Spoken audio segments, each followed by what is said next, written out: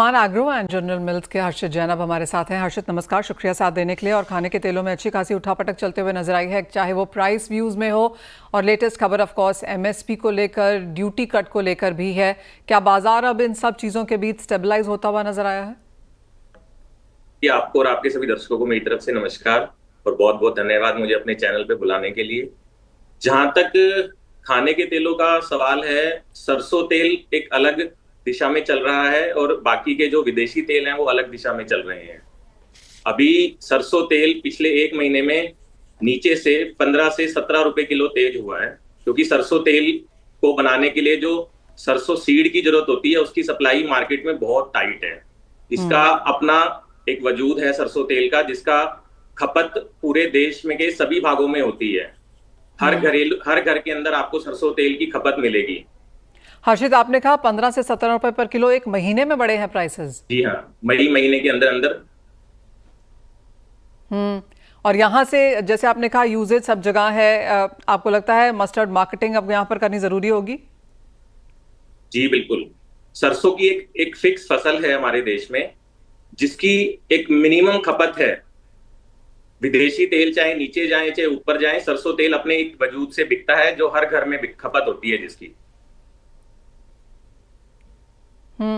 हर्षित, अब यहाँ से किस तरह की सप्लाई है सरसों की और कैसी डिमांड आप देखते हैं आगे आता हुआ?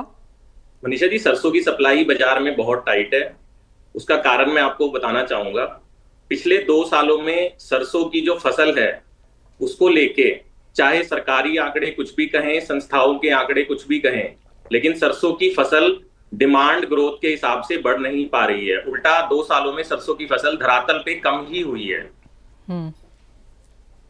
इसी वजह से सरसों तेल जब एक फिक्स सप्लाई, फिक्स कंजम्पशन के सामने, फिक्स खपत के सामने अगर फसल कम हो रही है या बढ़ नहीं पा रही है, इसलिए सरसों तेल धीरे धीरे प्रीमियम पे बिकना शुरू हो गया है, विदेशी तेलों के मंदा होने के बावजूद भी। और जहां तक विदेशी तेलों की बात है और ये ड्यूटी कट का क्या इम्पैक्ट देखते हैं आप सब जगह? ये मनीषा जी देखिए, ड्यूटी कट का जो रेशनल है वो पूरे बाजार को समझ नहीं आया। 28 मई को सरकार ने सोयाबीन का एमएसपी बढ़ाया 436 रुपए, जिससे पूरी इंडस्ट्री को यह मैसेज गया कि जो तिलहन का आत्मनिर्भर मिशन हमारे आदरणीय प्रधानमंत्री मोदी जी का है, उसको बढ़ावा देने की तरफ ये कदम उठाया गया है। लेकिन 2 दिन के बाद ही इंपोर्ट ड्यूटी घटा के उस इंप्रेशन को कंफ्यूजन में डाल दिया गया। कॉन्ट्राडिक्टरी पॉलिसी बना दी गई। 2 दिन पहले आप एमएसपी बढ़ा रहे हैं और किसानों को प्रोत्साहन देने की कोशिश कर रहे हैं, उसके 2 दिन बाद ही इंपोर्ट ड्यूटी घटा के विदेशी तेलों को भारत में सस्ता कर रहे हैं। तो ये चीज बड़ी कंफ्यूजन क्रिएट कर रही है बाजार में। व्यापारी, किसान, प्रोसेसर, सबको ये क्लैरिटी नहीं आ रही है कि सच में सरकार की पॉलिसी क्या है। अब यहाँ से आगे जाते हुए हर्षित, आपको लगता है कि बाजार थोड़े से स्टेबलाइज हो रहे हैं? क्योंकि हम यूजुअली देखते हैं कि जून, जुलाई, अगस्त में यहाँ पर खाने के तेलों की खपत ज़्यादा होती है, मानसून का सीजन भी होता है, इंपोर्ट भी ज़्यादा होता हुआ आता है, पाम तेल काफ़ी ज़ोरदार से यहाँ पर इंपोर्ट हो रहा है। कैसे देखेंगे फिर अवेलेबिलिटी की स्थिति आप यहाँ? देखिए, विदेशी तेलों की अवेलेबिलिटी को लेकर भारत में कोई समस्या नहीं है। सोयाबीन तेल, पाम तेल धीरे धीरे इंपोर्ट होंगे। इंपोर्ट ड्यूटी घटने के बाद उनके रेट भी नीचे हो जाएंगे, जो यहाँ पे लैंडिंग कॉस्ट होती है। और सरसों को लेके मेरा मानना है कि सरसों तेल अभी भी आने वाले समय में भी मजबूत रहेगा। हालांकि सरकारी बिकवाली सरसों की हरियाणा में हैफेड और एचएसडब्ल्यूसी के माध्यम से शुरू करने का नोटिफिकेशन आया हुआ है, लेकिन बाजार में सप्लाई बहुत टाइट है। बाजार में सप्लाई कोई बहुत ज्यादा ओवर सप्लाई नहीं है। हालांकि थोड़े दिन बाजार स्टेबल रह सकते हैं, लेकिन आने वाले टाइम में सरसों तेल मुझे और भी यहाँ से अच्छा ऊपर जाता हुआ दिखता है।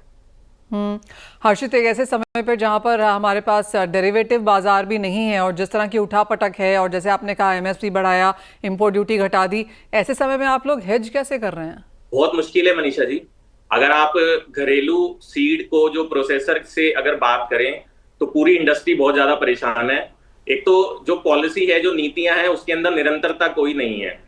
13 सितंबर 2024 को हमारे यहाँ पे इंपोर्ट ड्यूटी बढ़ाई जाती है, उसके बाद आज 9 महीने के बाद इंपोर्ट ड्यूटी वापस घटा दी जाती है। कैसे समझे इंडस्ट्री की क्या सरकार करना चाहती है? विदेशी जो तेल हैं उनके रेट विदेश में 13 सितंबर 2024 को जब ड्यूटी बढ़ाई गई थी तब भी वही थे और आज भी लगभग वही हैं। ऐसा नहीं है कि कोई महंगाई हो गई हो कोई विदेश में बहुत ज्यादा तेजी आ गई हो, उसकी चिंता में सरकार ने ड्यूटी घटा दी हो, तो ये बात समझ में नहीं आ रही है।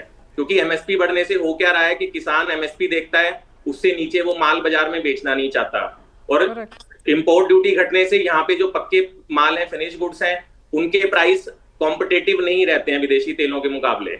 तो ये जो घरेलू सीड को लेके प्रोसेसिंग करने वाली इंडस्ट्री है, वो बहुत कंफ्यूज है, वो बहुत परेशान है।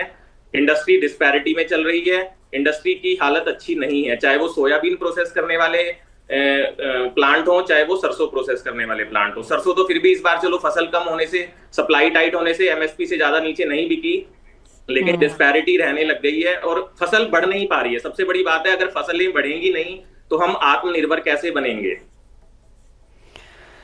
वेल यस हर्षित, आपका point is well taken. MSP बढ़ता जा रहा है लेकिन बुआई उसके सामने यहाँ पर बढ़ती हुई नजर नहीं आई है, और जिस तरह से सस्ते तेल मार्केट्स में आ रहे हैं उसकी डिस्पैरिटी प्रोसेसिंग इंडस्ट्री को होगी ही, मार्जिन ऑफ कोर्स यहाँ पर अंडर प्रेशर रहेंगे। तो वो एक चीज़ है जो सरकार को यहाँ पर फिलहाल जिसके ऊपर ध्यान देना होगा। हर्षित, बहुत शुक्रिया हमारे साथ आज CNBC आवाज़ पर जुड़ने के लिए और अपनी राय भी खाने के तेलों पर देने के लिए।